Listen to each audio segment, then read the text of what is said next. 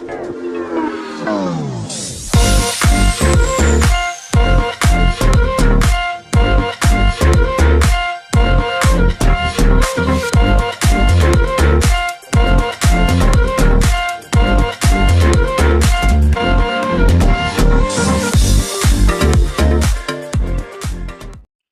semua, salam sejahtera Malaysia.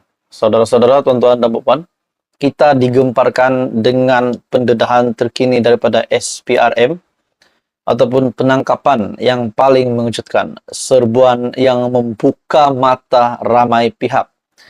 Tidak lain dan tidak bukan, pendedahan terkini daripada SPRM adalah berkaitan dengan Op Tropicana. Bagi saya ini satu pendedahan yang mengejutkan ramai, terutamanya kepada Perdana Menteri Datuk Seri Anwar Ibrahim dan kepada semua pemimpin di Malaysia, disebabkan ini adalah satu misi, bagi saya ini adalah misi Perdana Menteri untuk membanteras rasuah di negara kita. Dalam artikel, Op Tropicana buka mata banyak pihak dari Sinar Harian. Suruhanjaya Pencegahan Rasuah Malaysia SPRM melumpuhkan sindiket penipuan pelaburan antarabangsa. Menerusi Op Tropicana ternyata membuka mata banyak pihak, bukan semata-mata memberkas dalang sindiket dikepalai oleh warga UK ataupun United Kingdom, tetapi pada masa sama turut membongkar rangkaian dan individu yang bersekongkol. Oke, saudara-saudara, tuan-tuan dan puan, sebelum saya meneruskan isu yang benar-benar panas ini, saya meminta jasa baik Anda untuk bantu channel ini dengan menekan butang like. Anda dipersilakan untuk share dan tekan butang subscribe. Dalam pendedahan ini, terdapat 5 buah bank utama dalam radar SPRM untuk tindakan siasatan sindiket penipuan tersebut. Pegawai di 5 bank berkenaan berperanan mewujudkan akaun untuk kegunaan sindiket dalam proses pemindahan wang ke luar negara. Pegawai bank itu juga dipercayai akan dirasuah kira-kira RM1.000 bagi setiap akaun bank yang berjaya dibuka tanpa mengikut prosedur. Namun, siasatan tersebut tertumpu kepada individu, bukannya institusi keuangan. SPRM dalam kenyataan pada 18 Mac yang lepas berkata pihaknya akan terus bekerja sama rapat dengan Bank Negara Malaysia dan agensi penguatkuasa lain bagi memerangi sindiket penipuan antarabangsa. Apa yang boleh disimpulkan adalah rangkaian sindiket ini terdapat di beberapa negara, termasuk di Malaysia.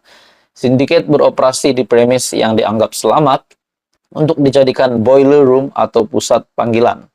Di sini ada beberapa peranan warga tempatan, malah boiler room juga berisiko untuk difranchisekan dan dijadikan pusat panggilan penipuan lain. Ia terbukti apabila serbuan kedua SPRM pada 28 Februari yang lalu di sebuah pejabat mewah di ibu negara yang akan dijadikan pusat panggilan oleh sindiket penipuan pelaburan dan mata wang kripto.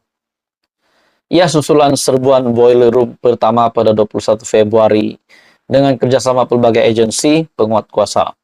Tan Sri Azam Baki, Ketua Pesuruhjaya SPRM berkata, modus operandi sindiket adalah menawarkan portfolio pelaburan tidak wujud menerusi iklan di media sosial, dan ahli sindiket terdiri daripada warga Australia, Britain, Afrika Selatan, serta Filipina. Mereka dipercayai telah memperdaya mangsa sejak tahun 2019 dengan meyakinkan mereka supaya melabur ke dalam syarikat pelaburan tidak wujud, dan syarikat tersebut sebenarnya hanyalah rekaan semata-mata. Syabas diucapkan atas tindakan serius SPRM dalam usaha menangani penipuan dalam talian ini. Bagi saya, ini satu penangkapan yang sangat-sangat berjaya untuk SPRM, dan satu lagi sindiket berjaya dilumpuhkan.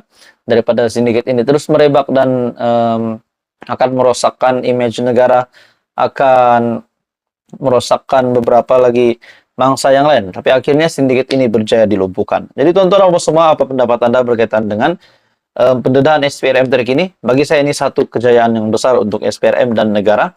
Tapi ini semua pasti mengejutkan ramai juga. Apa komen Anda? Teruskan bersama di dalam channel ini. Jangan lupa tekan butang like, share, dan subscribe. Info padu, info hangat disediakan di dalam channel ini. Hai semua, salam sejahtera Malaysia. Setelah kita mendengar satu isu hangat ataupun satu berita buruk yang diterima oleh Sanusi, Menteri Besar Kedah, di mana beliau dituntut untuk membayar ganti rugi RM120.000 kepada Mahfuz. Akhirnya tuan-tuan dan puan, Menteri Besar Kedah membuat satu pengakuan yang amat mengejutkan setelah beliau dituntut untuk membayar ganti rugi tersebut. Pengakuan Menteri Besar Kedah ini pasti mengejutkan ramai. Oke, sebelum saya meneruskan isu hangat ini, saya meminta jasa baik Anda untuk bantu channel ini dengan menekan butang like. Anda dipersilakan untuk tekan share dan juga subscribe. Dalam satu artikel yang panas ini dari My Metro, Sanusi akan bayar ganti rugi saman fitnah Mahfuz berjumlah RM120.000. Mari kita lihat apa pengakuan yang panas daripada Sanusi. Menteri Besar Kedah, Datuk Seri Muhammad Sanusi, sedia membayar ganti rugi berjumlah RM120.000 kepada pengerusi Pakatan Harapan Kedah, Datuk Mahfuz Omar, yang diputuskan Mahkamah Rayuan Putrajaya semalam. Artikel ini katanya beliau akan bertanggung jawab melunaskan tuntutan yang dibuat pihak berkenaan selepas mahkamah mendapatinya bersalah. Hantaran inilah yang didapati saya bersalah oleh mahkamah dan diperintahkan membayar ganti rugi RM50.000 oleh Mahkamah Tinggi dan kemudian dinaikkan kepada RM120.000 oleh Mahkamah Rayuan kerana RM50.000 didapati terlalu rendah oleh plaintiff. Mereka membuat counter appeal untuk tuntut lebih tinggi. Apabila sudah didapati bersalah dengan hantaran ini, menjadi tanggung jawab saya untuk melunaskan tuntutan mereka. Saya akan berusaha membayar berapapun harganya, katanya pada kenyataan di akun Facebook beliau hari ini. Artikel ini disiarkan pada 4 April 2023 jam 10.56 pagi. Dalam pada itu tuan-tuan dan puan semua, pada 9 Oktober 2019, Mahfuz memfailkan saman itu berdasarkan hantaran dibuat Muhammad Sanusi melalui akun FB-nya pada 30 Julai 2019 yang mengaitkan Mahfuz selaku wakil rakyat bagi Parlimen Pokok Sena dalam isu pemindahan premis judi spot Toto ke kawasan itu. Mahfuz juga mendakwa Muhammad Sanusi menerbitkan satu video berdurasi 7 menit 57 saat di akun FB-nya pada 27 Julai 2019 memaparkan sekumpulan individu membantah pembukaan cawangan spot Toto di Pokok Sena sambil memegang spanduk yang tertera nama plaintiff. Berikutan itu Muhammad Sanusi yang juga Ketua Pengarah Pilihan Raya PAS Pusat menjelaskan, sebagai ahli dan pimpinan PAS, beliau serius dengan usaha membantras kegiatan perjudian di Kedah sebaik mengambil ahli kerajaan negeri pada 17 Mei 2020.